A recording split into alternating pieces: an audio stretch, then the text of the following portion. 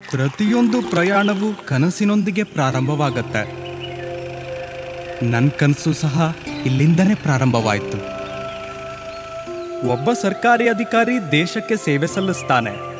ಯಾರ ಜೀವನದ ಮೇಲೆ ಅವನು ಪ್ರಭಾವ ಬೀರುತ್ತಾನೋ ಆ ಜನರು ಅವನನ್ನ ತುಂಬಾ ಪ್ರೀತಿಸ್ತಾರೆ. ಅದೇ ನಂಗೂ ಸಹ ಕನಸು ಕಾಣೋ ಹಾಗೆ ಮಾಡಿದ್ದು.